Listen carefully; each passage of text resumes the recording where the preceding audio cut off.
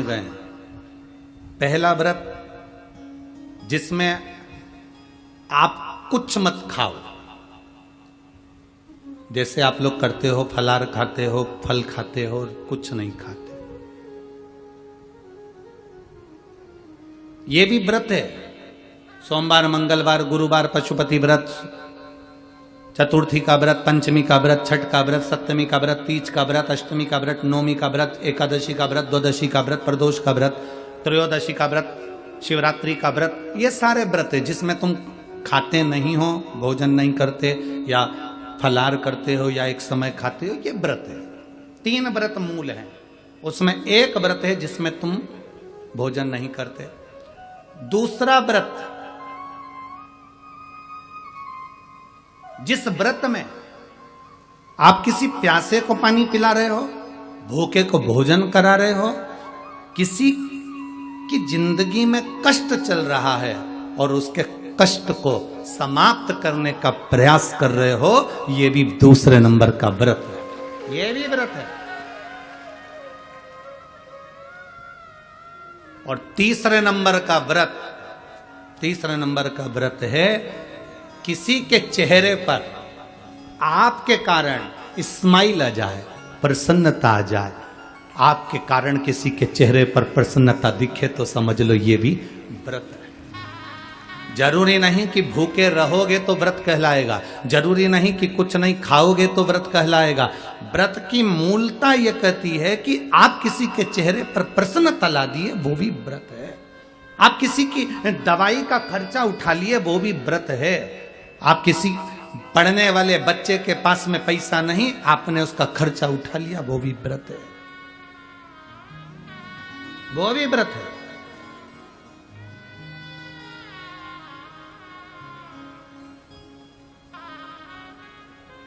आप लोग जो विठले सेवा समिति को जो दान देते हो ना, कभी एक बार मौका लगे आपका तो सीहोर आकर, एक रजिस्टर हमारे सीहोर में रखा रहता है कार्यालय पर, उसको देखना।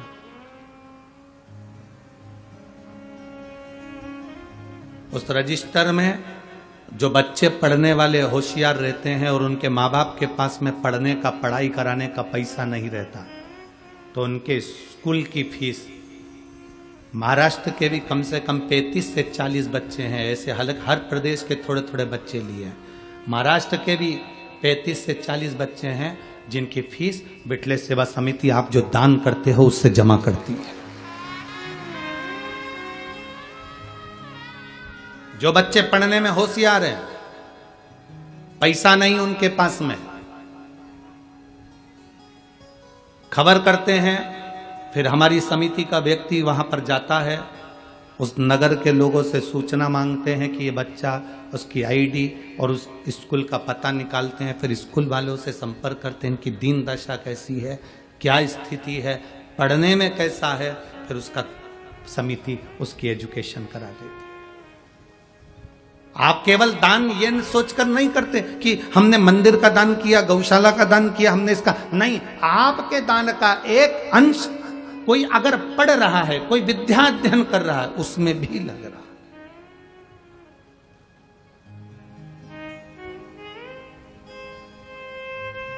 है। इसीलिए हम आप लोगों को बार बार कहते हैं कि आपने अगर 1 रुपया भी विठले सेवा समिति को दिया है, 3 दान करो तो 25 बार जाकर देखो।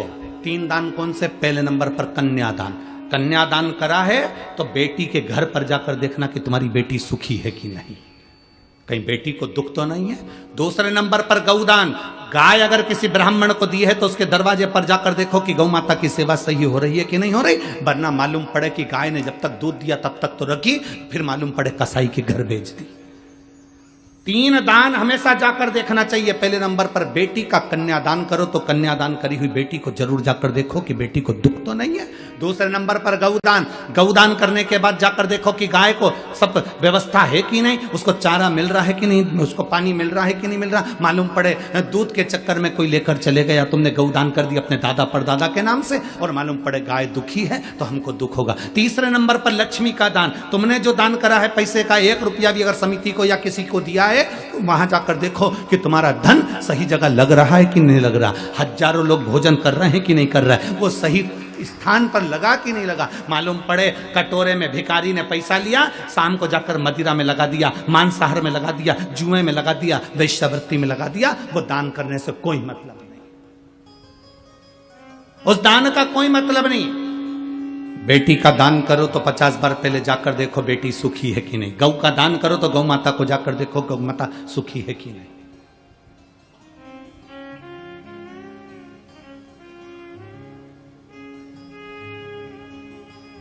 करो।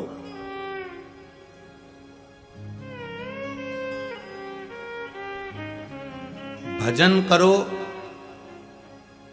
स्मरण करो, श्री शिवाय नमस्तुभ्यम जपो, या एक लोटा जल महादेव को चढ़ाओ।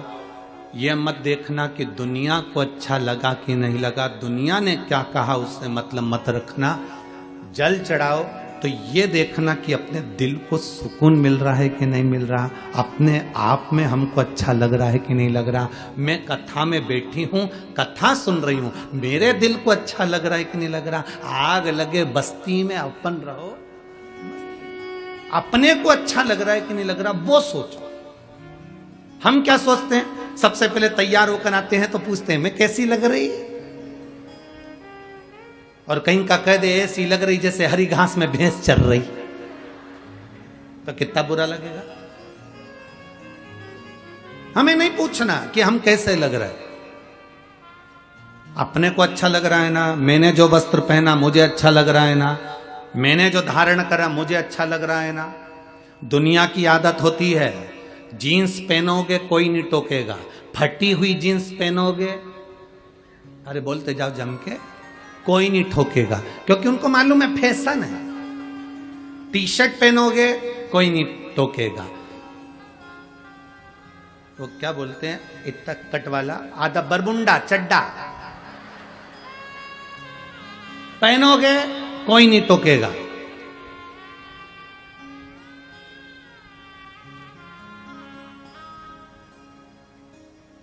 मुंह पे चाहे तुम कितना भी क्रीम पाउडर लगा लो, बोलते जाओ जम के, कोई नहीं टोकेगा। शॉपिंग मॉल में कितना घूम लो कोई नहीं टोकेगा, पर एक दिन अगर तुमने धोती और कुर्ता और सिर पे चंदन, गले में रुद्राक्ष पहन लिया तो टोकेंगे, टोकेंगे। एक दिन तुमने अगर धोती कुर्ता पहना, सिर पे चंदन लगाया, गले में रुद्राक्ष की माला, तुलसी की माला, कंठी पहनी, तो लोग टोकना चालू कर देंगे, भगत जी, बाबा जी, महाराज जी। फिर लोग कहेंगे ये तो देखा देखी कर रहा, ये तो ढोंग कर रहा, ये तो प्रपंच कर रहा है। जीन्स पहने तो किसी ने नहीं कहा कि तुम ढोंग कर रहे हो, टी शर्ट पहने तो किसी ने नहीं कहा कि तुम प्रपंच कर रहे हो, बाल कटवा लिए तो कोई ने नहीं कहा कि तुमने क्या करा, पर तुमने जिस दिन धोती कुर्ता पहना, जिस दिन तुमने मस्तक पर तिलक लगाया, जिस दिन तुमने चोटी बढ़ाई, जिस दिन तुमने यज्ञोपवीत धारण करा, जिस दिन तुमने गले में रुद्राक्ष पहनना चालू करा, जिस दिन तुमने गले में तुलसी की माला पहनना चालू करी, उस दिन दुनिया के लोग टोकना चालू कर देंगे, ये बाबा जी बन जाएगा, ये तो पंडित जी बन गया, ये तो विद्वान बन गया, ये तो अपने आप को ऐसा बन गया, ये तो ढोंग कर रहा है, ये तो प्रपंच कर रहा है, ये तो ऐसा कलर भगवा कलर का कपड़ा धारण कर लिया। बस क्योंकि दुनिया के लोगों की आदत है सनातन धर्म पर उंगली उठाने की, दुनिया की आदत। आप बेकार जगह जाओगे कोई नहीं टोकेगा, आप मदिरा की दुकान पर जाओगे कोई नहीं टोकेगा, आप गलत जगह पर बैठोगे कोई नहीं टोकेगा, अच्छी जगह पर बैठोगे टोकेंगे। सुंदरकांड में जाकर बैठ जाओ टोकेंगे, सुंदरकांड में बैठने में भी शर्म आती है, मालूम लोग क्या कहेंगे, वहां पर भी शर्म। भजन में बैठोगे तो लोग क्या कहेंगे, आधे से ज्यादा लोग तो शिव महापुराण में इसलिए नहीं पहुंचते, लोग क्या कहेंगे। ये भी बैठी थी कथा में, ये भी।